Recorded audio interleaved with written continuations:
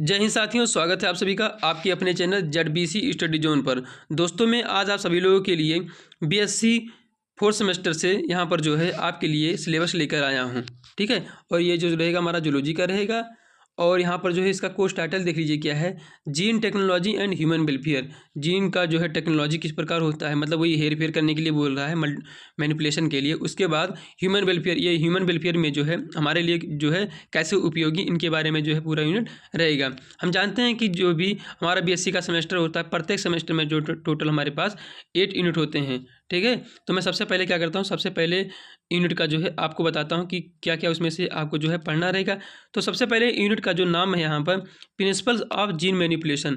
ठीक है, कौन कौन से सिद्धांत हैं जिनके जरिए जो है हम जीन का हेर फेर कर सकते हैं। सबसे पहले जो दिया गया है यहाँ पर रिकॉम्बिनेंट डीएनए टेक्नोलॉजी, सबसे पहले दिया गया है आरडीटी दिया गया है, इसके जरिए हम कर सकते हैं।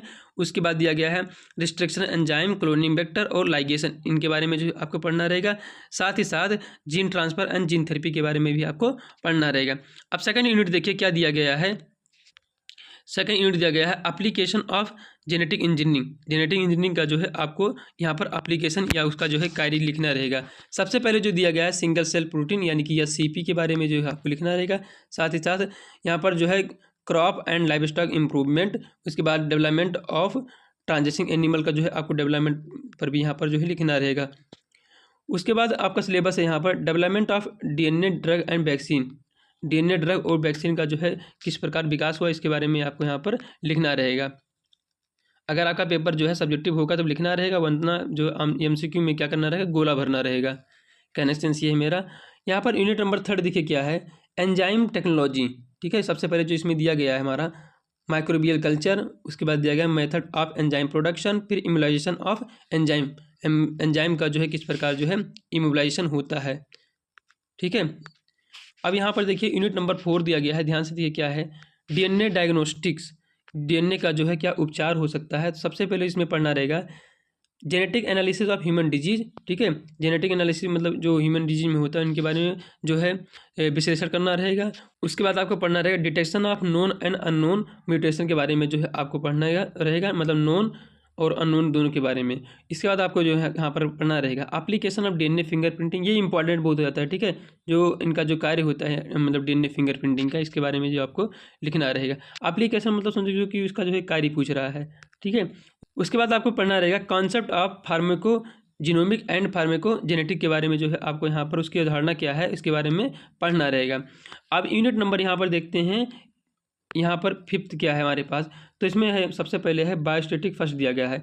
अब इसके अंतर्गत जो है क्या पढ़ना रहेगा, ये बहुत मतलब इससे जो है बहुत क्वेश्चन आते हैं। ठीक है, इससे एमसीक्यू में अगर क्वेश्चन जब बनते हैं तो बहुत क्वेश्चन आते हैं। सबसे पहले जो जिस टॉपिक से आता है वो हमारा रहता है कैलकुलेशन ऑफ मीन, मीडियन और मोड के बारे में आता है। ठीक है, फिर आता है वेरिएंस स्टैंडर्ड यानी कि एचडी यानी कि स्टैंडर्ड डेविएशन के बारे में आता है। कि concept of coefficient of variation के बारे में भी क्वेश्चन आता ही है, धुआंधार क्वेश्चन इससे आता है। अब यूनिट नंबर देखिए 6 क्या दिया गया है और इससे जो है कौन कौन से जो है संभावित क्वेश्चन बन सकते हैं ये भी देख लीजिए आप। मैं आपको बता दे रहा हूँ, इस यूनिट का नाम है बायोस्टैटिक सेकंड। ऊपर हम फर्स्ट देख चुके हैं, अब सेकंड देखने जा रहे हैं।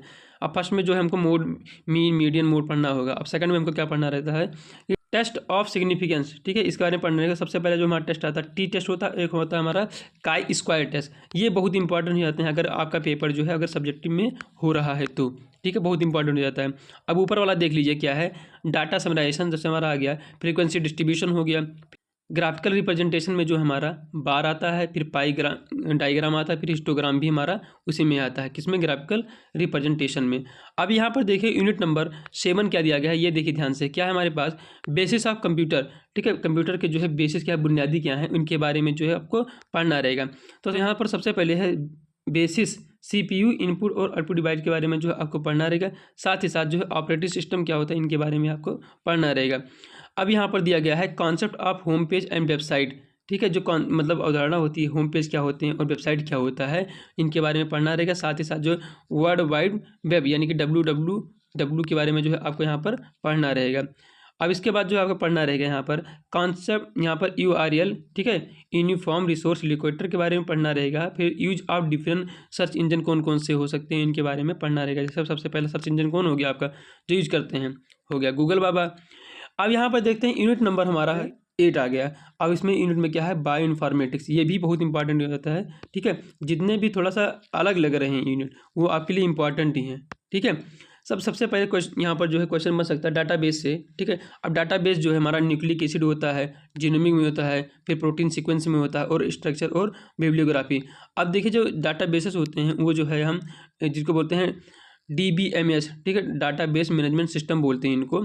ठीक है, अब न्यूक्लिक एसिड का पढ़ना रहेगा, अलग से जीनोम का पढ़ना रहेगा, फिर प्रोटीन सीक्वेंस जो है किस प्रकार होते हैं उनका स्ट्रक्चर जो है आपको पढ़ना रहेगा, फिर जो यहाँ पर बिब्लियोग्राफी दिया गया है इनके बारे में ही आपको पढ़ना रहेगा। अब यहाँ पर दिया गया है सीक्वेंस एनालिसिस, सबसे पहले दिया गया है होमोलॉजी, इसी को बोल देते हैं।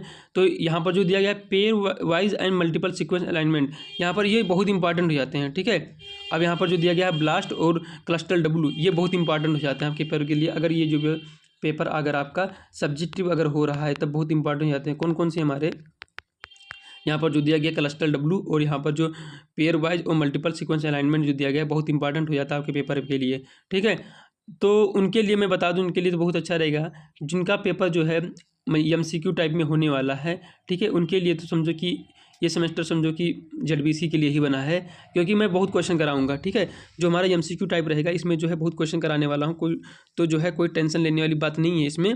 ठीक है, आप क्या करना कि इस वीडियो के नीचे जो है आप क्या कर देना, कमेंट कर देना, तो मैं जो है बहुत सारे क्वेश्चन जो है आपको करा दूंगा। और आप बता देना कि जो है आपको किस यूनिट से जो है रिलेटेड आपको क्वेश्चन चाहिए, तो मैं उसको जो है करा दूंगा, इसमें कोई दिक्कत वाली बात नहीं है। तो मिलते हैं किसी नेक्स्ट वीडियो में एक नई टॉपिक के साथ। That's all.